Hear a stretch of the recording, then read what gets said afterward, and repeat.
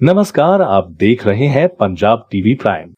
नंगल के करीबी गांव दरौली लोअर में आज एक महापंचायत का आयोजन किया गया। इसमें सतलुज दरिया के किनारे सटे हुए दर्जनों गांवों के सैकड़ों लोगों ने शामिल होकर नाजायज माइनिंग के विरुद्ध अपनी आवाज बुलंद की। इस महापंचायत का आयोजन इलाका संघर्ष कमेटी के आह्वान पर किया गया। इस महापंचायत को संबोधन करते हुए अलग अलग लोगों ने अपने विचार व्यक्त किए और कहा कि सतलुज दरिया में डिसल्टिंग के नाम पर माइनिंग करने के लिए सरकार तैयार है, लेकिन स्थानीय गांवों के लोग इस माइनिंग के खिलाफ अपनी आवाज बुलंद कर रहे हैं। वहीं इलाका संघर्ष कमेटी के प्रधान सुरजीत सिंह ढेर ने कहा कि सतलुज दरिया में माइनिंग को रोकने के मकसद से लोगों को जागरूक किया जा रहा है और माइनिंग के स्थानीय लोगों को होने वाले नुकसान के बारे में भी बताया जा रहा है और अपनी आवाज बुलंद करते हुए सरकार तक अपनी आवाज पहुंचाई जा रही है कि सतलुज के साथ लगते दर्जनों गांवों के लोग माइनिंग के खिलाफ हैं। इलाका संघर्ष कमेटी ने कहा कि पहले समान नदी में माइनिंग हुआ करती थी, जिसका लगातार कमेटी की तरफ से विरोध किया गया और अब सतलुज दरिया में माइनिंग करने की सरकार की नीयति का विरोध किया जा रहा है। वहीं पंजाब टीवी प्राइम से बात करते हुए अलग अलग नेताओं ने कहा कि वह पार्टीबाजी से ऊपर उठकर लोगों के हितों की लड़ाई लड़ रहे हैं। उन्होंने कहा कि चुनाव से पहले आम आदमी पार्टी के नेता हरजोत सिंह बैंस और अनमोल गगन खुद माइनिंग वाली जगह पर जाकर माइनिंग रोकने के लिए बड़े बड़े दावे कर रही थी, लेकिन अब जब उनकी सरकार है तो माइनिंग पर किसी तरह की कोई नकेल नहीं लग रही है, बल्कि सतलुज दरिया जहां आज तक माइनिंग नहीं हुई वहां पर माइनिंग करवाने के लिए सरकार द्वारा नीति बनाई गई है, जिसका सभी लोग विरोध कर रहे हैं। और सुनते हैं इस मौके पर पहुंचे अलग अलग लोगों ने क्या कहा। ਅਸੀਂ ਜੋ ਮਹਾਪੰਚਾਇਤ ਦੜੋਲੀ ਵਿਖੇ ਕੀਤੀ ਹੈ ਇਲਾਕਾ ਸੰਘਰਸ਼ ਕਮੇਟੀ ਵੱਲੋਂ ਜਿਹੜੀ ਨਵੀਂ ਪਾਲਿਸੀ ਸਰਕਾਰ ਨੇ ਮਾਈਨਿੰਗ ਦੇ ਹੱਕ ਦੇ ਵਿੱਚ ਲਿਆਂਦੀ ਹੈ, ਉਹਦੇ ਵਿੱਚ ਨਵੇਂ ਪਿੰਡਾਂ ਚੋਂ ਮਾਈਨਿੰਗ ਕਰਨ ਨੂੰ ਪ੍ਰਵਾਨਗੀ ਦਿੱਤੀ ਹੈ ਤੇ ਅਸੀਂ ਇਲਾਕਾ ਚਾਹੁੰਦਾ ਕਿ ਇਹਨਾਂ ਪਿੰਡਾਂ ਚੋਂ ਕੋਈ ਮਾਈਨਿੰਗ ਨਹੀਂ ਹੋਣ ਦਿੱਤੀ ਜਾਵੇਗੀ ਔਰ ਇਲਾਕੇ ਦੇ ਪੂਰੇ ਇਲਾਕੇ ਦੇ ਵਿੱਚ ਇਸ ਗੱਲ ਦਾ ਆਕਰੋਸ਼ ਹੈ ਔਰ ਇਸ ਕਰਕੇ ਅਸੀਂ ਮਾਈਨਿੰਗ ਨੂੰ ਬੰਦ ਕਰਾਉਣ ਦੇ ਹੱਕ ਵਿੱਚ ਜਿਹੜੀ ਹੈ ਮਹਾਪੰਚਾਇਤ ਉਹ ਕੀਤੀ ਹੈ। ਕਿਹੜੇ ਜਗ੍ਹਾ ਦੇ ਵਿੱਚ ਗੱਲ ਕੀਤੀ ਜਾ ਰਹੀ ਹੈ ਕਿ ਮਾਈਨਿੰਗ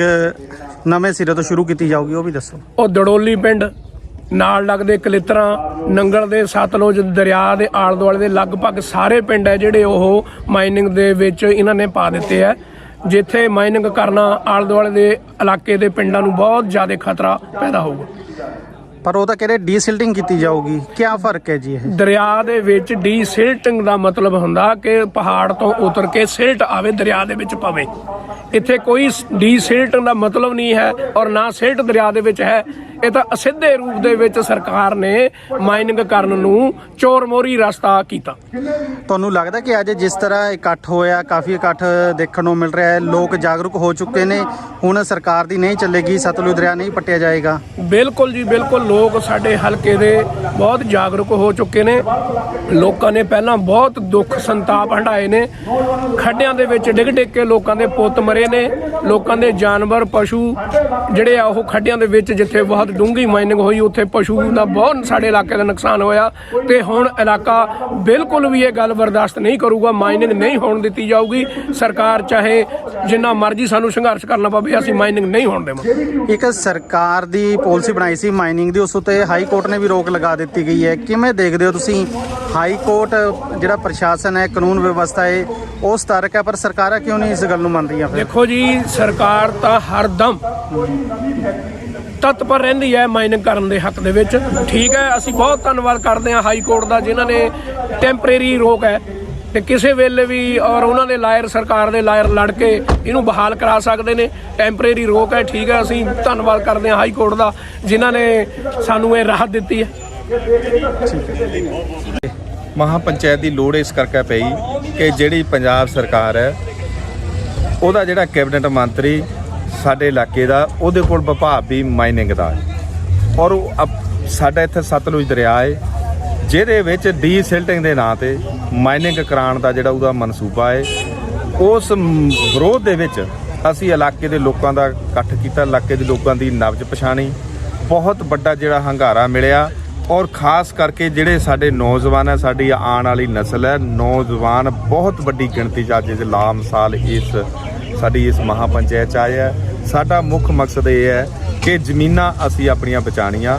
ਡੀਸਿਲਟਿੰਗ ਦੇ ਨਾਂ ਤੇ ਨਾ ਸਾਡੇ ਇੱਥੇ ਸਿਲਟ ਹੈਗੀ ਹੈ, ਜੇ ਸਿਲਟ ਹੈਗੀ ਹੈ ਤਾਂ ਭਰਾਵੋ ਭਾਖੜਾ ਡੈਮ ਦੇ ਵਿੱਚ ਹੈ, ਨੰਗਲ ਡੈਮ ਦੇ ਵਿੱਚ ਹੈ, ਉੱਥੇ ਤੁਸੀਂ ਕਢਾ ਲਓ, ਸਾਨੂੰ ਕੋਈ ਇਤਰਾਜ਼ ਨਹੀਂ। ਲੇਕਿਨ ਅਸੀਂ ਡੀ ਸਿਲਟ ਦੇ ਨਾਂ ਤੇ ਗੈਰ ਕਾਨੂੰਨੀ ਮਾਈਨਿੰਗ ਅਸੀਂ ਨਹੀਂ ਹੋਣ ਦੇਣੀ, ਕਿਉਂਕਿ ਉਹਦਾ ਸੰਤਾਪ ਹੈ ਜਿਹੜਾ ਸਾਡੇ ਇਲਾਕੇ ਦੇ ਲੋਕ ਹੰਢਾ ਸਕੇ ਹੈ। ਕਿਸੇ ਨਾਲ ਉਦਾਹਰਨ ਲੈਣੀ ਹੋਵੇ ਤਾਂ ਅੱਜ ਹਰਸਾ ਵੇਲਾ ਪਿੰਡ ਜਾ ਕੇ ਦੇਖਿਆ ਜਾ ਸਕਦਾ, ਜਿੱਥੇ ਲੋਕ ਹੈ ਜਿਹੜੇ ਘਰੋਂ ਬੇਘਰ ਹੋ ਗਏ ਗੈਰ ਕਾਨੂੰਨੀ ਮਾਈਨਿੰਗ ਕਰਕੇ। ਇਹ ਜਿਹੜਾ ਮਾਈਨਿੰਗ ਮਾਫੀਆ ਹੈ ਇਹ ਕੋਈ 4-5 ਫੁੱਟ ਨਹੀਂ ਪੜਦਾ, ਕੋਈ 10 ਫੁੱਟ ਨਹੀਂ ਪੜਦਾ, ਇਹ ਤਾਂ 100 ਫੁੱਟ ਤੋਂ ਉੱਪਰ ਡੂੰਘੀ ਮਾਈਨਿੰਗ ਕਰਕੇ ਸਾਡੇ ਜਿਹੜੇ ਨਲਕਿਆਂ ਦੇ ਪਾਣੀ ਹੈ ਉਹ ਖੁੱਸ ਜਾਣੇ ਆ। ਨੌਜਵਾਨਾਂ ਦਾ ਆਣਾ ਇਹ ਹੈ, ਉਹਨਾਂ ਨੂੰ ਚਿੰਤਾ ਪੈ ਗਈ ਕਿ ਜੇ ਮਾਈਨਿੰਗ ਡੂੰਘੀ ਹੋ ਗਈ, ਮਾਈਨਿੰਗ ਸ਼ੁਰੂ ਹੋ ਗਈ ਤਾਂ ਸਾਡੇ ਜਿਹੜੇ ਪਾਣੀ ਨਹੀਂ ਬਚਣੇ, ਸਾਡੀਆਂ ਜਿਹੜੀਆਂ ਜ਼ਮੀਨਾਂ ਨਹੀਂ ਬਚਣੀਆਂ। ਜਿਹੜੀ ਜ਼ਮੀਨ ਮੇਰੇ ਮਾਂ ਪਿਓ ਨੇ, ਮੇਰੇ ਬਾਬੇ ਨੇ, ਮੇਰੇ ਪੜਦਾਦੇ ਨੇ ਮੈਨੂੰ ਸਾਂਭ ਕੇ ਵਿਰਾਸਤ ਦੇ ਵਿੱਚ ਦਿੱਤੀ ਹੈ, ਉਹ ਜ਼ਮੀਨ ਮੇਰੇ ਕੋਲੋਂ ਖੁੱਸ ਜਾਣੀ ਹੈ। ਇਹਨਾਂ ਮਾਈਨਿੰਗ ਮਾਫੀਆ ਦਾ ਰਾਜ ਹੋ ਜਾਣਾ ਤੇ ਇਸ ਲਈ ਅਸੀਂ ਅੱਜ ਦੀ ਮਹਾ ਪੰਚਾਇਤ ਕੀਤੀ ਹੈ। ਇਲਾਕਾ ਸੰਘਰਸ਼ ਕਮੇਟੀ ਇਸ ਗੱਲ ਦਾ ਐਲਾਨ ਕਰਦੀ ਹੈ, ਲੋਕਾਂ ਕੋਲੋਂ ਸਾਨੂੰ ਸਮਰਥਨ ਮਿਲਿਆ ਕਿ ਅਸੀਂ ਇਹ ਗੈਰ ਕਾਨੂੰਨੀ ਮਾਈਨਿੰਗ ਸਿਲਟ ਦੇ ਨਾਂ ਤੇ ਕਿਸੇ ਵੀ ਹਾਲਤ ਦੇ ਵਿੱਚ ਇਲਾਕੇ 'ਚ ਹੋਣ ਨਹੀਂ ਦੇਣੀ। ਪ੍ਰਧਾਨ ਜੀ, ਜੇ ਅਸੀਂ ਗੱਲ ਕਰੀਏ ਮਾਈਨਿੰਗ ਮੰਤਰੀ ਵੀ ਤੁਹਾਡੇ ਹੀ ਇਲਾਕੇ ਦੇ ਨੇ, ਤੁਹਾਡੇ ਘਰ ਤੋਂ ਵੀ ਕੁਝ ਦੂਰੀ ਤੇ ਰਹਿੰਦੇ ਨੇ, ਉਹਨਾਂ ਨਾਲ ਇਸ ਸਬੰਧ ਦੇ ਵਿੱਚ ਕੋਈ ਗੱਲਬਾਤ ਹੋਈ ਹੈ ਤੁਹਾਡੀ? ਕੋਈ ਉਹਨਾਂ ਨੇ ਆਸ਼ਵਾਸਨ ਦਿੱਤਾ ਜਾਂ ਕੋਈ ਗੱਲਬਾਤ ਕੀਤੀ ਤੁਹਾਡੇ ਨਾਲ? ਉਹ ਹਜੇ ਕੋਈ ਗੱਲਬਾਤ ਨਹੀਂ ਉਹਨੇ ਕੀਤੀ। ਉਹਦੇ ਜਿਹੜੇ ਆਪ ਵਾਲੇ ਆਗੂ ਹੈ ਉਹਨਾਂ ਨੂੰ ਅਸੀਂ ਜ਼ਰੂਰ ਅਪੀਲ ਕੀਤੀ ਤੀ ਆਪ ਵਾਲਿਆਂ ਨੂੰ ਵੀ ਜਾ ਕੇ ਆਪਣੇ ਮੰਤਰੀ ਸਾਹਿਬ ਨੂੰ ਕਹੋ ਕਿ ਇਹ ਫੈਸਲਾ ਜਿਹੜਾ ਉਹ ਵਾਪਸ ਲੈਵੇ। ਸਾਨੂੰ ਮੰਤਰੀ ਕੋਲੋਂ ਕੋਈ ਆਸ ਨਹੀਂ, ਕਿਉਂਕਿ ਅੱਜ ਦੀ ਸਥਿਤੀ ਦੇ ਵਿੱਚ ਇਹ ਸਪਸ਼ਟ ਗੱਲ ਹੋ ਗਈ ਕਿ ਜਦੋਂ ਕਾਂਗਰਸ ਦਾ ਰਾਜ ਹੁੰਦਾ ਉਦੋਂ ਕਾਂਗਰਸ ਦੇ ਚੱਲਦੇ ਆ ਕ੍ਰੈਸ਼ਰ, ਜਦੋਂ ਬੀਜੇਪੀ ਦਾ ਰਾਜ ਹੁੰਦਾ ਅਕਾਲੀਆਂ ਦਾ ਉਦੋਂ ਉਹਨਾਂ ਦੇ ਚੱਲਦੇ ਆ। ਅੱਜ ਆਪ ਵਾਲਿਆਂ ਦੇ ਜਿਹੜੇ ਕ੍ਰੈਸ਼ਰ ਹੈ ਉਹ ਸ਼ਰੇਆਮ ਚੱਲਿਆ ਕਰਦੇ ਔਰ ਸੀਨਾ ਜੋਰੀ ਨਾਲ ਚੱਲਿਆ ਕਰਦੇ। ਜਿੱਥੇ ਲੋਕ ਇਕੱਠੇ ਹੋ ਜਾਂਦੇ ਪਿੰਡ ਵਾਲੇ ਉੱਥੇ ਉਹ ਬੰਦ ਕਰ ਦਿੰਦੇ, ਜਿੱਥੇ ਨਹੀਂ ਲੋਕ ਇਕੱਠੇ ਹੁੰਦੇ ਉੱਥੇ ਉਹ ਜਿਹੜਾ ਕਰ ਰਹੇ ਹੈ। ਮੰਤਰੀ ਦੀ ਜਿਹੜੀ ਮਿਲੀ ਭੁਗਤ ਹੈ ਉਹ ਸਪਸ਼ਟ ਹੈ। ਹੁਣ ਚਾਹੀਦਾ ਉਹਨੂੰ ਇਹ ਹੈ ਕਿ ਉਹ ਫੌਰੀ ਤੌਰ ਤੇ ਇਸ ਫੈਸਲੇ ਨੂੰ, ਜਿੱਥੇ ਹਾਈ ਕੋਰਟ ਨੇ ਰੋਕ ਲਗਾਈ ਹੈ ਉੱਥੇ ਪੰਜਾਬ ਸਰਕਾਰ ਵੀ ਰੋਕ ਲਾ ਕੇ ਇਸ ਇਲਾਕੇ ਨੂੰ ਬਚਾਵੇ। ਆਉਣ ਵਾਲੇ ਦਿਨਾਂ ਦੇ ਵਿੱਚ ਅਸੀਂ ਗੱਲਬਾਤ ਵੀ ਕਰਾਂਗੇ, ਉਹਨੂੰ ਮੰਗ ਪੱਤਰ ਵੀ ਦੇਵਾਂਗੇ। ਅੱਜ ਦਾ ਇੱਕ ਸਾਡਾ ਪ੍ਰੋਟੈਸਟ ਦਾ ਕਿ ਅਸੀਂ ਲੋਕਾਂ ਦੀ ਇੱਕ ਨਬਜ਼ ਪਛਾਣ ਲਈਏ ਵੀ ਲੋਕ ਸੱਚਮੁੱਚ ਹੀ ਵਿਰੋਧ 'ਚ ਹੈ, ਉਹ ਅਸੀਂ ਇੱਕ ਜਿਹੜਾ ਸ਼ੀਸ਼ਾ ਹੈ ਪੰਜਾਬ ਸਰਕਾਰ ਨੂੰ, ਪ੍ਰਸ਼ਾਸਨ ਨੂੰ ਅਸੀਂ ਅੱਜ ਦੱਸਿਆ। ਪ੍ਰਧਾਨ ਜੀ, ਜੇ ਗੱਲ ਕਰੀਏ ਤਾਂ 6 ਮਹੀਨੇ ਦੇ ਕਰੀਬ ਸਰਕਾਰ ਬਣੀ ਨੂੰ ਹੋ ਗਏ।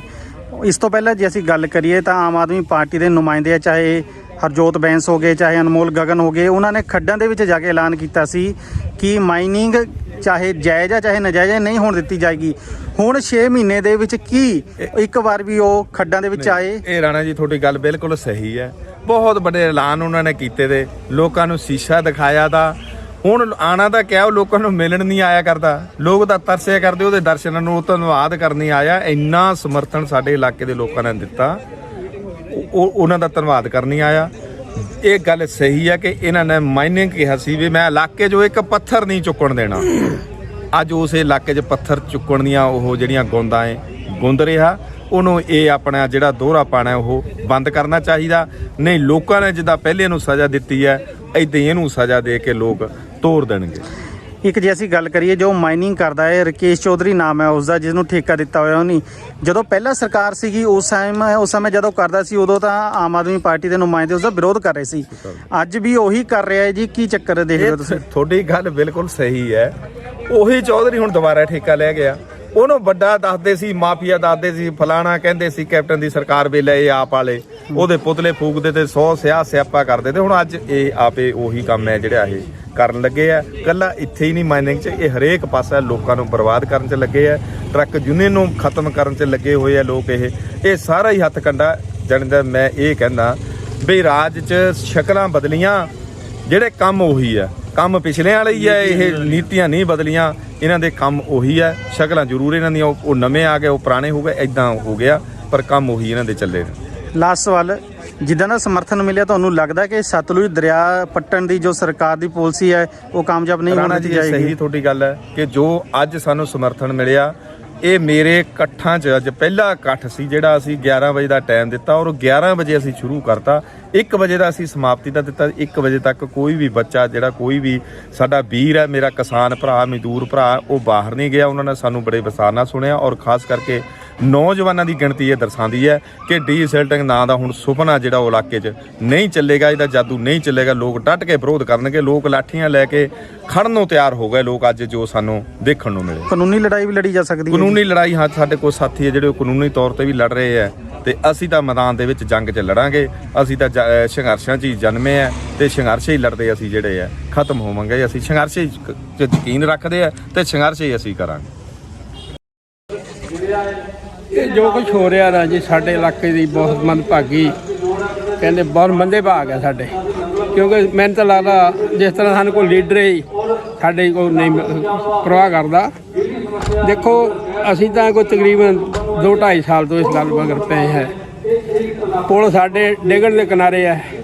ਆ ਜਿਹੜਾ ਮਾੜਾ ਮੋਟਾ ਇੱਧਰ ਕੋਈ ਥੋੜਾ ਬਹੁਤ ਹੈ ਬੇਲਿਆਂ 'ਚ ਕੁਛ ਨਾ ਕੁਛ, ਖਾਸ ਕਰ ਦਰਿਆ ਸਾਈਡ, ਇਹ ਵੀ ਇਹ ਪੱਟਣੋਂ ਫਿਰਦੇ। ਅਸੀਂ ਤਾਂ ਦੇਖੋ ਜਿੰਨਾ ਚਿਰ ਸਾਡੇ ਦਮ 'ਚ ਦਮ ਹੈ ਨਹੀਂ ਪੱਟਣ ਦੇਵਾਂਗੇ। ਲੋਕਾਂ ਦਾ ਸਹਿਯੋਗ ਰਹਿਣਾ, ਜਿੱਦਾਂ ਦੀ ਅੱਜ ਤੁਸੀਂ ਦੇਖਿਆ ਇਕੱਠ, ਮੈਨੂੰ ਲੱਗਦਾ ਵੀ ਲੋਕ ਨਹੀਂ ਪੱਟਣ ਦੇਣਗੇ। ਬਾਕੀ ਜੋ ਹੈ ਉਹ ਲੋਕਾਂ ਦੇ ਇਕੱਠ ਨਾਲ ਇਕੱਲਾ ਬੰਦਾ ਦਾ ਕੁਛ ਨਹੀਂ ਜੀ ਕਰ ਸਕਦਾ ਹੈ। ਪਰ ਜੀ ਮਹਾ ਪੰਚਾਇਤ ਬੁਲਾਉਣ ਦੀ ਕੀ ਲੋੜ ਪਈ ਸੀ? ਮਹਾ ਪੰਚਾਇਤ ਤਾਂ ਇਸੇ ਕਰਕੇ ਬੁਲਾਏ ਜੀ, ਕਿਉਂਕਿ ਕੋਈ ਵੀ ਜਿਹੜੇ ਅਸੀਂ ਪ੍ਰਤੀਨਿਧ ਚੁਣਦੇ ਆ ਨਾ ਜੀ, ਉਹ ਸਾਡੀ ਲੋਕਾਂ ਦੀ ਗੱਲ ਤਾਂ ਆਵਾਜ਼ ਸੁਣਦੇ ਹੀ ਨਹੀਂ ਹੈ, ਉਹਦਾ ਆਪਣਾ ਹੀ ਦੇਖਦੇ। ਮੈਨੂੰ ਤਾਂ ਸਾਡੇ ਜਿਹੜੇ ਮਹਿਕਮੇ ਡੀਸਿਲਟਿੰਗ ਵਗੈਰਾ ਵਾਲੇ, ਉਹ ਮੈਨੂੰ ਲੱਗਦਾ ਸਾਰਾ ਕੰਮ ਮਾਈਨਿੰਗ ਦੇ ਥਰੂ ਚਲਾਉਣਾ ਚਾਹੁੰਦੇ ਸਾਰੇ ਪੰਜਾਬ ਨੂੰ, ਜੋ ਕਿ ਨਾਮੁਮਕਿਨ ਹੈ। ਕਿਉਂਕਿ ਅਸੀਂ ਤਾਂ ਅੱਗੇ ਹੀ, ਮੈਂ ਕਿਸੇ ਦੀ ਕਿਆ ਗੱਲ ਕਰਾਂ, ਅਸੀਂ ਆਪ ਸੰਤਾਪ ਭੋਗ ਰਹੇ ਹਾਂ। ਤਿੰਨ ਪੰਜ ਵਾਰੀ ਬੋਰ, 4 ਵਾਰੀ ਕਰਾ ਲਏ। ਮੋਟਰਾਂ ਦੇ ਕਨੈਕਸ਼ਨ ਨਹੀਂ ਦੇ ਰਿਹਾ ਕੋਈ। ਜ਼ਿਮੀਦਾਰ ਕਿਆ ਕਰੂਗਾ, ਮਰੂਗਾ ਤੇ ਹੋਰ ਕਿਆ ਕਰੂਗਾ। ਪਰ ਜੀ ਮਾਈਨਿੰਗ ਪਾਲਿਸੀ ਲੈ ਕੇ ਆਈ ਸੀਗੀ ਸਰਕਾਰ, ਹਾਈ ਕੋਰਟ ਨੇ ਉਹਨੂੰ ਮਨਾ ਕਰ ਦਿੱਤਾ ਹੈ, ਰੋਕ ਲਾ ਦਿੱਤੀ ਗਈ ਹੈ। ਕੀ ਕਹਿਣਾ ਚਾਹੋਗੇ ਤੁਸੀਂ ਫਿਰ? ਰੋਕ ਦੇ ਬਾਵਜੂਦ ਵੀ ਫਿਲਹਾਲ ਤਾਂ ਸਾਡਾ ਏਰੀਆ ਇੱਧਰ ਹੈ, ਉਹਦੇ ਉੱਥੇ ਵੀ ਹਜੇ ਵੀ ਚੱਲਦਾ ਮਾੜਾ ਮੋਟਾ, ਰਾਤ ਬਰਾਤ ਕਰੀ ਜਾਂਦੇ ਆ, ਕਿਉਂਕਿ ਜਿਹੜਾ ਚੋਰ ਆ ਉਹਦੀ ਕਿੰਨੀ ਕੁ ਰਾਖੀ ਕਰ ਸਕਦਾ ਬੰਦਾ। ਜਦੋਂ ਸਰਕਾਰ ਬਣੀ ਸੀ ਉਦੋਂ ਤਾਂ ਆਸ ਸੀ ਨਾ ਤੁਹਾਨੂੰ ਕਿ ਮਾਈਨਿੰਗ ਰੁਕੇਗੀ? 100% ਇਹ ਗੱਲ ਕਹੀ ਸੀ ਵੀ ਨਾ ਜਾਇਜ਼ ਨਾ ਨਜਾਇਜ਼ ਹੋਣ ਦਿੱਤੀ ਜਾਊਗੀ। 100% ਕਦੇ ਨਹੀਂ ਹੋਊਗੀ। ਆ ਇੱਕ ਮੇਰੇ ਕੋਲ ਇੱਕ ਲੈਟਰ ਹੈ ਜੀ, ਇਹਦਾ 2016 ਦਾ ਲੈਟਰ ਹੈ। 2016 ਚ PWD ਨੇ ਗੱਲ ਕਹੀ ਸੀ ਪਈ ਇਹ ਪੁਲ ਡਿੱਪਣਾ, ਇਹਦਾ ਲਾਗਾ ਛਾਗਾ ਕਿਤੇ ਵੀ ਮਾਈਨਿੰਗ ਨਹੀਂ ਹੋਣੀ ਚਾਹੀਦੀ, ਪਰ ਇਸ ਗੱਲ ਦੀ ਕਿਸੇ ਨੇ ਕੋਈ ਅੱਜ ਤੱਕ ਪਰਵਾਹ ਨਹੀਂ ਕੀਤੀ। ਦੁਬਾਰਾ ਫਿਰ ਅਸੀਂ ਇੱਕ ਮੰਗਿਆ था ਉਹਨਾਂ ਕੋਲ ਜਵਾਬ, ਇਹ ਜਵਾਬ ਦੁਬਾਰਾ ਫਿਰ ਦਿੱਤਾ ਵੀ ਜੀ ਇਹ ਬਹੁਤ ਖਤਰਨਾਕ ਕੰਮ ਹੈ।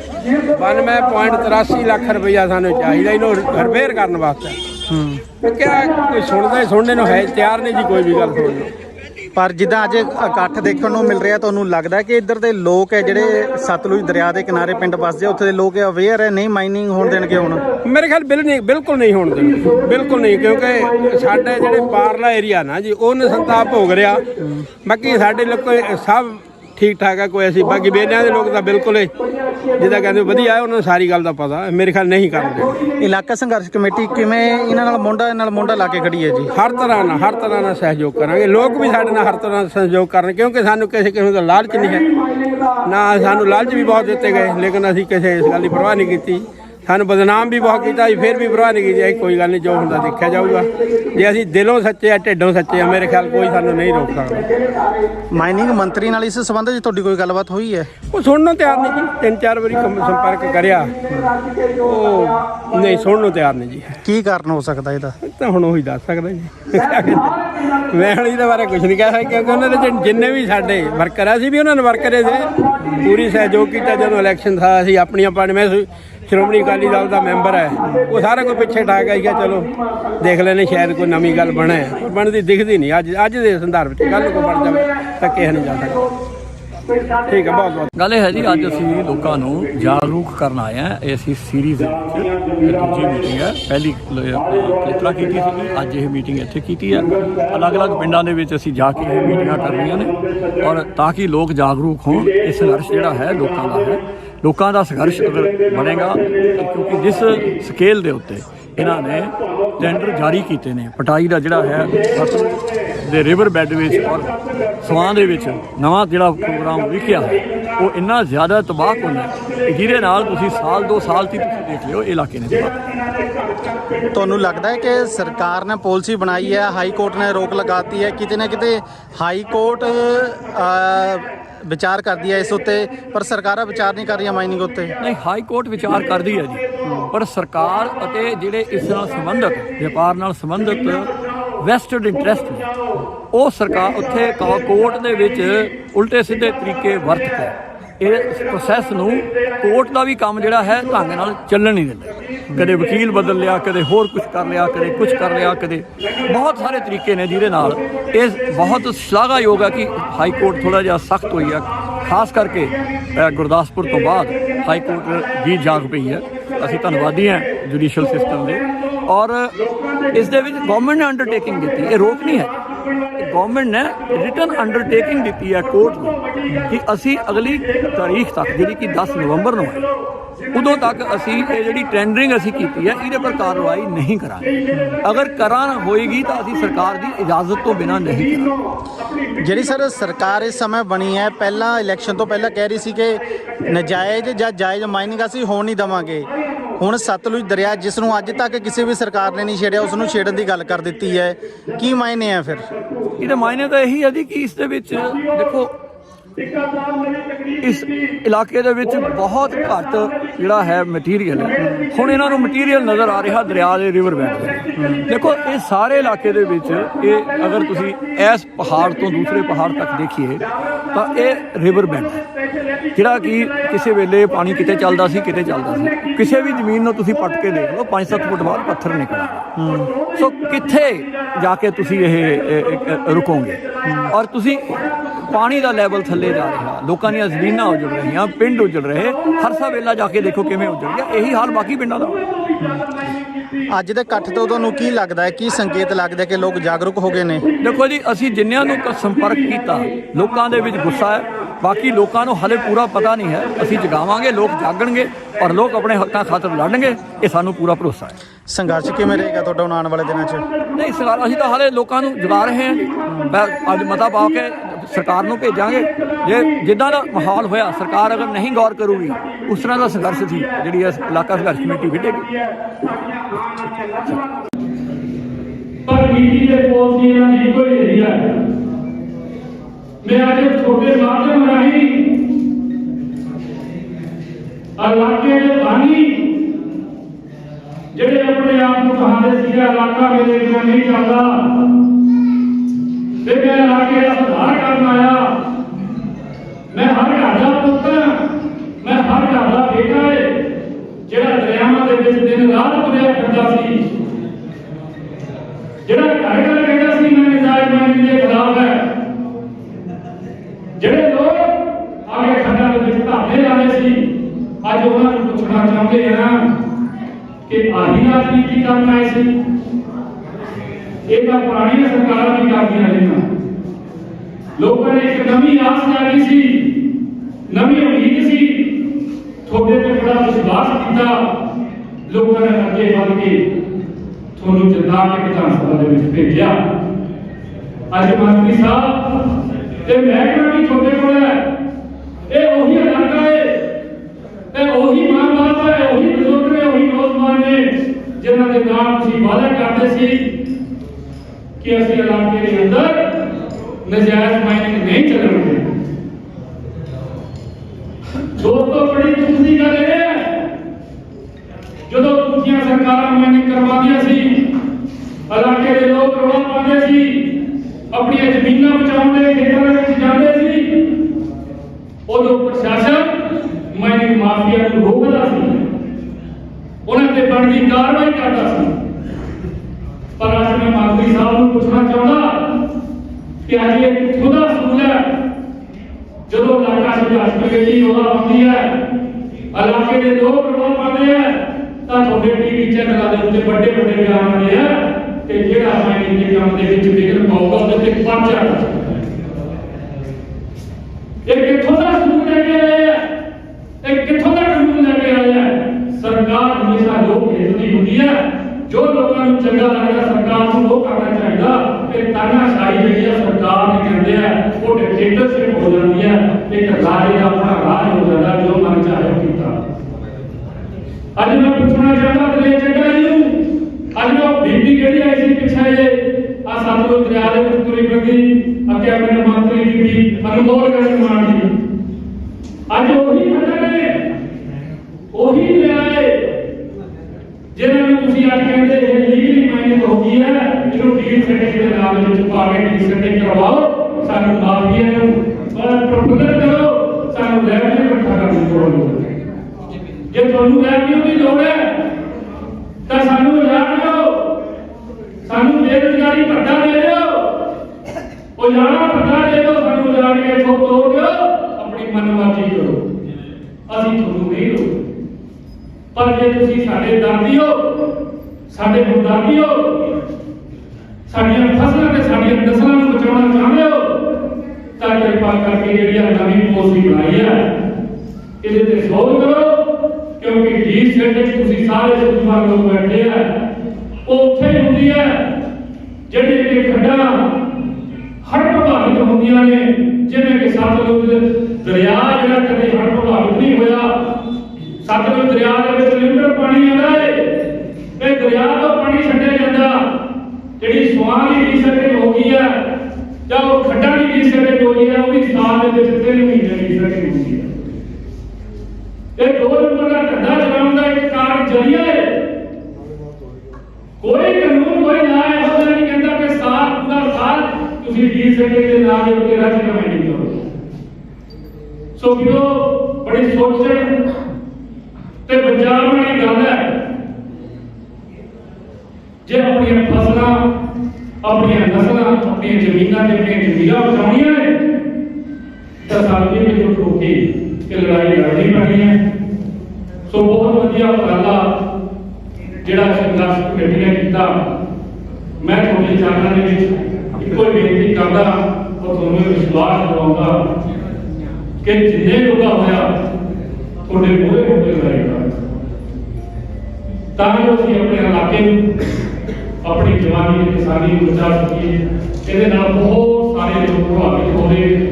ਸੋ ਸਰਕਾਰ ਨੂੰ ਅਪੀਲ ਕਰਦੇ ਹਾਂ ਕਿ ਜਲਦ ਤੋਂ ਜਲਦ ਇਸ ਪਾਲਿਸੀ ਨੂੰ ਬਦਲੋ, ਇਹਦੀ ਨੀਅਤ ਬਦਲੋ, ਇਹਦੀ ਨੀਤੀ ਬਦਲੋ, ਤਾਂ ਜੋ ਇਹਨਾਂ ਲੋਕਾਂ ਨੂੰ ਆਰਾਮ ਮਿਲੇ ਔਰ ਇਹਨਾਂ ਲੋਕਾਂ ਦੇ ਮਨਾਂ ਦੇ ਵਿੱਚ ਇੱਕ ਜਿਹੜਾ ਡਰ ਦਾ ਮਾਹੌਲ ਹੈ, ਉਜਾੜੇ ਦਾ ਮਾਹੌਲ ਹੈ, ਉਹ ਖਤਮ ਹੋ ਸਕੇ। ਸੋ ਇੰਨੇ ਸ਼ਬਦਾਂ ਦੇ ਨਾਲ ਤੁਹਾਡੇ ਸਾਰੇ आई है, ये सिर्फ साडे इलाके को लुटण वास्ते, क्योंकि तुसीं कुछ दिन पहला देखा होना कि एक जिले तो डिस्ट्रिक्ट सर्वे रिपोर्ट वास्ते कुछ अधिकारी आए थे। ਜਿਹੜੀਆਂ ਟੈਕਨੀਕਲ ਗੱਲਾਂ ਹੈ ਇਹ ਸਾਨੂੰ ਕਿਸੇ ਨੇ ਵੀ, ਨਾ ਕਿਸੇ ਪ੍ਰਸ਼ਾਸਨ ਨੇ ਜਾਂ ਸਰਕਾਰ ਨੇ ਸਾਨੂੰ ਨਹੀਂ ਦੱਸਣਾ। ਜਦੋਂ ਉਹ ਟੀਮ ਆਈ ਤਾਂ ਉਹਨਾਂ ਨੇ ਜਿੱਥੇ ਉਹਨਾਂ ਨੂੰ ਪਤਾ ਲੱਗਿਆ ਕਿ ਡਿਸਟ੍ਰਿਕਟ ਹੋਣੀ ਹੈ, ਉਹਨਾਂ ਨੇ ਬਿਨਾਂ ਪੁੱਛੇ ਜਿਹੜੇ ਪਿੰਡਾਂ ਦੇ ਨੰਬਰ ਹੈ, ਦੂਸਰਾ ਨੰਬਰ ਹੈ, ਉਹ ਡਿਸਟ੍ਰਿਕਟ ਦੇ ਵਿੱਚ ਉਹਨਾਂ ਨੂੰ ਐਡ ਕਰ ਦਿੱਤਾ ਸੀ। ਮੋਸਟਲੀ ਬ੍ਰਹਮਪੁਰ ਤੋਂ ਲੈ ਕੇ ਚੰਦਪੁਰ, ਗਾਜਪੁਰ, ਕੀਰਤਪੁਰ ਸਾਹਿਬ ਤੱਕ ਜਿੰਨੇ ਪਿੰਡ ਆਉਂਦੇ ਆ ਸਾਰੇ ਉਹ ਡਿਸਟ੍ਰਿਕਟ ਦੇ ਵਿੱਚ ਉਹਨਾਂ ਨੂੰ ਐਡ ਕੀਤਾ ਗਿਆ। ਉਸ ਤੋਂ ਬਾਅਦ ਜਦੋਂ ਰਿਪੋਰਟ ਗਈ ਉੱਪਰ ਅਧਿਕਾਰੀਆਂ ਕੋਲ, ਉਹਨਾਂ ਨੇ ਆਪਣੀ ਵੈਬਸਾਈਟ ਦੇ ਵਿੱਚ ਟੈਂਡਰ ਵੀ ਮੰਗ ਲਏ।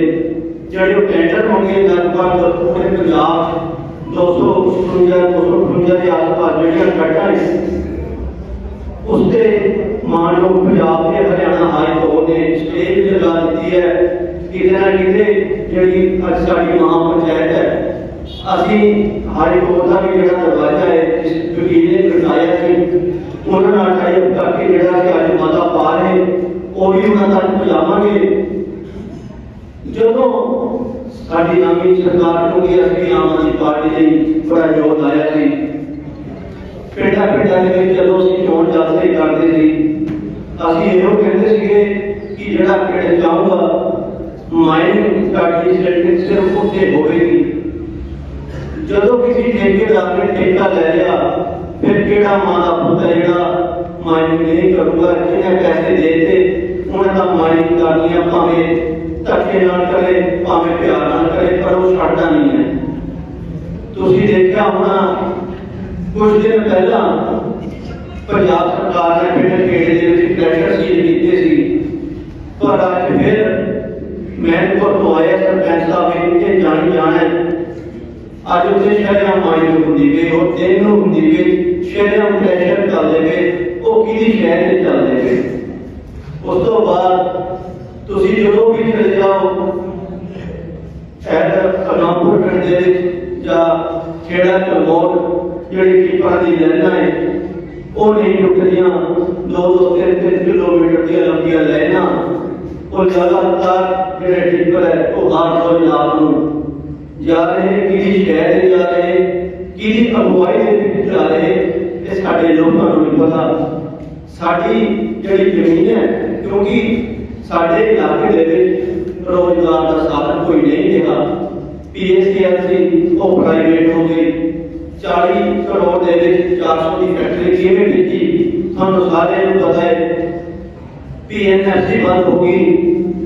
ਹੁਣ ਜਿਹੜਾ ਰੀਸੈਟਿੰਗ ਦਾ ਪ੍ਰੋਗਰਾਮ ਲੈ ਕੇ ਆਏ ਹੈ ਉਹਦੇ ਵਿੱਚ ਸਾਡੀ ਖੇਤੀ ਵੀ ਚੱਲ ਜਾਣੀ, ਕਿਉਂਕਿ ਸਰਕਾਰ ਦਾ ਕੰਮ ਸਾਨੂੰ ਆਪਸ ਦੇ ਵਿੱਚ ਲੜਾਉਣਾ ਹੈ। ਸਰਕਾਰ ਨੇ ਐਪਲੀਕੇਸ਼ਨ ਮੰਗੀਆਂ ਸੀ, ਜਿਹੜੀ ਸਰਵੇ ਰਿਪੋਰਟ ਹੋਈ ਹੈ, ਜਿਹੜੇ ਕਿਸਾਨ ਨੰਬਰ ਉਸ ਸਰਵੇ ਰਿਪੋਰਟ ਦੇ ਵਿੱਚ ਆਇਆ ਉਹਨਾਂ ਨੂੰ ਦਰਖਾਸਤਾਂ ਮੰਗੀਆਂ। ਮੈਂ ਸਾਰਿਆਂ ਨੂੰ ਬੇਨਤੀ ਕਰਦਾ ਕਿ ਹਰ ਇੱਕ ਨੂੰ ਜਿਨ੍ਹਾਂ ਦੀ ਦਰਿਆ ਦੇ ਵਿੱਚ ਜ਼ਮੀਨ ਹੈ ਉਹਨਾਂ ਨੂੰ ਲਾਭਬੰਦ ਕਰੋ ਕਿ ਆਪਣੀ ਜਿਹੜੀ ਜ਼ਮੀਨ ਹੈ ਉਹ ਡੀਸਟ੍ਰਿਕਟ ਦੇ ਵਿੱਚ ਨਾ ਆਉਣਗੇ, ਕਿਉਂਕਿ 10 ਫੁੱਟ ਦੀ ਜਿਹੜੀ ਮਾਈਨਿੰਗ ਸੀ 10 ਫੁੱਟ ਤੋਂ ਜ਼ਿਆਦਾ ਨਹੀਂ ਕਰ ਸਕਦੇ ਸੀਗੇ।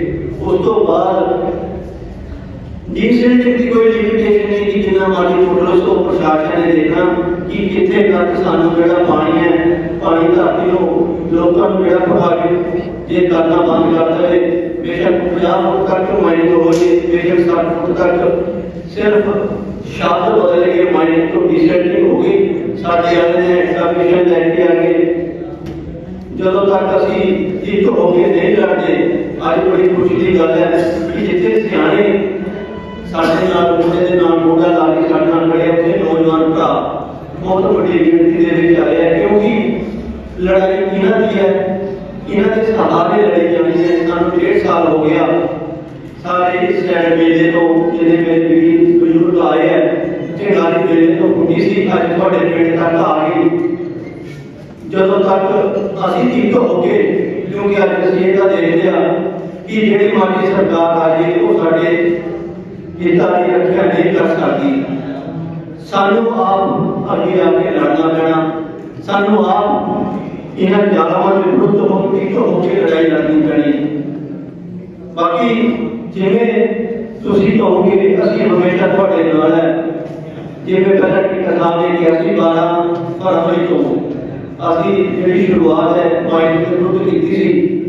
ਅੱਜ ਤੁਸੀਂ ਸਾਡੇ ਇਲਾਕੇ ਜਾ ਕੇ ਦੇਖ ਲਓ, ਜਿਹੜਾ ਬੋਰ ਹੈ ਉਹ 5 ਲੱਖ ਤੋਂ ਘੱਟ ਨਹੀਂ ਹੋਏਗਾ। ਛੋਟਾ ਜ਼ਿਮੀਂਦਾਰ ਹੈ, ਉਹਦੀ ਪਹੁੰਚ ਤੋਂ ਬਹੁਤ ਦੂਰ ਹੈ, ਉਹ 5 ਲੱਖ ਰੁਪਏ ਨਹੀਂ ਕਰ ਸਕਦਾ। ਉਹ ਵੀ ਨਹੀਂ ਪਤਾ ਕਿ ਉਹਨਾਂ 3 ਸਾਲ ਤੱਕ ਸੁੱਕ ਜਾਣਾ ਜਾਂ 4 ਸਾਲ ਤੱਕ, ਪਰ ਸੁੱਕਣਾ ਹੋਣਾ ਜ਼ਰੂਰ ਹੈ। ਸਾਡੇ ਇਲਾਕੇ ਦੇ ਵਿੱਚ 5-5, 6-6 ਜਿਹਨਾਂ ਸੁਆਂ ਦੇ ਨਾਲ ਲੱਗਦੇ ਪਿੰਡ ਹੈ, ਉਹ 6-6, 7-7 ਜਿਹੜੇ ਹੋ ਕੇ ਬੋਰ ਕਰਾਉਂਦੇ ਪਏ, ਕਿਉਂਕਿ ਇੱਕ ਬੰਦੇ ਦੀ ਪੈਸੇ ਨਹੀਂ ਹੈ ਕਿ ਉਹ 4-5 ਲੱਖ ਰੁਪਏ ਲਾ ਦੇਵੇ। ਬਾਕੀ ਲੜਾਈ ਬਹੁਤ ਲੰਬੀ ਹੈ। ਇੱਕ ਪ੍ਰੈਸ ਵਾਲੇ ਆਏ ਆ, ਹੁਣ ਸਾਨੂੰ ਥੋੜਾ ਜਿਹਾ ਹੋਰ ਪ੍ਰੋਗਰਾਮ ਹੈ ਜਿਹੜਾ ਬਣਾਉਣਾ ਪੈਣਾ ਜੀ ਪੰਜਾਬ ਹਰਿਆਣਾ ਤੋਂ, ਕਿਉਂਕਿ ਉਹਨਾਂ ਦੀ ਮੈਨੂੰ ਕੋਲ ਆ ਗਈ ਸੀ। ਬਾਕੀ ਸਾਥੀਓ, ਜਿਵੇਂ ਤੁਸੀਂ ਕਹੋਗੇ ਅਸੀਂ ਹਮੇਸ਼ਾ ਤੁਹਾਡੇ ਨਾਲ ਹੈ। ਅਗਰ ਸਾਡਾ ਇਲਾਕਾ ਇੱਕ ਵਾਰ ਸਤਲੁਜ ਦਰਿਆ ਦੇ ਨਾਲ ਜਿਹੜੇ ਪਿੰਡ ਹੈ ਉਹ ਪੈ ਗਏ ਤਾਂ ਸਮਝ ਲਓ ਜਿਹੜੀ ਸਾਡੇ ਆਉਣ ਵਾਲੀ ਪੀੜ੍ਹੀ ਹੈ ਅਸੀਂ ਉਹਨਾਂ ਨੂੰ ਕੋਈ ਜਵਾਬ ਨਹੀਂ ਦੇ ਸਕਦੇ। ਉਹਨਾਂ ਦੇ ਸਵਾਲਾਂ ਦੇ ਸਾਡੇ ਕੋਲ ਜਵਾਬ ਨਹੀਂ ਹੋਣੇ, ਜਵਾਬ ਵੀ ਅਸੀਂ ਤਾਂ ਹੀ ਦੇਵਾਂਗੇ। ਇਸ ਲਈ ਨੌਜਵਾਨ ਵੀਰ ਜਿਹੜੇ ਅੱਜ ਆਏ ਕੁਝ ਚੱਲਣਗੇ, ਤੁਸੀਂ ਲਾਭਬੰਦ ਕਰੋ। ਤੁਸੀਂ ਅੱਗੇ ਹੋ ਕੇ ਅੱਜ ਜਿਹੜਾ ਪ੍ਰੋਗਰਾਮ ਅਸੀਂ ਕਰ ਰਹੇ ਹਾਂ ਉਹ ਅਸੀਂ ਚਾਹੁੰਦੇ ਕਿ ਅੱਗੇ ਜਿਹੜੇ ਨਾਲ ਦੇ ਪਿੰਡਾਂ ਦੇ ਲੋਕ ਹੈ ਉਹ ਸਭ ਤੋਂ ਪਹਿਲਾਂ ਉਹ ਅੱਗੇ ਹੋਣ, ਅਸੀਂ ਉਹਨਾਂ ਦੇ ਪਿੱਛੇ ਖੜੀਏ, ਕਿਉਂਕਿ ਸਾਨੂੰ 1.5 ਸਾਲ ਦਾ ਹੋ ਗਿਆ। ਅਸੀਂ ਸੁਆਹ ਦੇ ਵਿੱਚ ਜਿੰਨੇ ਕਣਕ ਪਾਣੀ ਸੀ ਅਸੀਂ ਪਾਈ ਹੋਈ ਹੈ, ਅਸੀਂ ਕੰਟਰੋਲ ਕੀਤੀ ਹੈ, ਕਿਉਂਕਿ ਇਹ ਪਹਿਲੀ ਵਾਰ ਹੋਇਆ ਇਸ ਬਰਸਾਤ ਦੇ ਵਿੱਚ ਕਿ ਜਿਹੜੀ ਮਾਈਨਿੰਗ ਹੈ ਉਹ ਇਹ ਤਾਂ ਪਹਿਲਾਂ ਦਿਨ ਨੂੰ ਵੀ ਚੱਲਦੀ ਹੁੰਦੀ ਸੀ।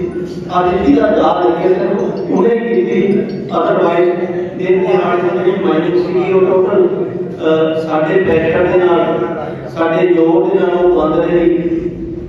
ਇਸ ਸੰਘਰਸ਼ ਦੇ ਵਿੱਚ ਅਸੀਂ ਆਪਣੇ ਕਈ ਸਾਥੀ ਦੀ ਅਗਵਾਈ ਜਿਵੇਂ ਪਹਿਲਾਂ ਬੇਲਾ ਤੋਂ ਜਸਪਾਲ ਸਿੰਘ ਜੀ ਬੋਲ ਕੇ ਗਏ, ਉਹਨਾਂ ਦੇ ਫਾਦਰ ਸਾਹਿਬ ਸਾਡੀ ਇਲਾਕਾ ਸੰਘਰਸ਼ ਕਮੇਟੀ ਦੇ ਪ੍ਰਧਾਨ ਸੀ, ਉਹ ਪਿਛਲੇ ਸਾਲ ਹੀ ਇਸ ਸਾਡੀ ਇਸ ਦੁਨੀਆ ਨੂੰ ਛੱਡ ਕੇ ਚਲੇ ਗਏ ਸੀ। ਬੜਾ ਅਸੀਂ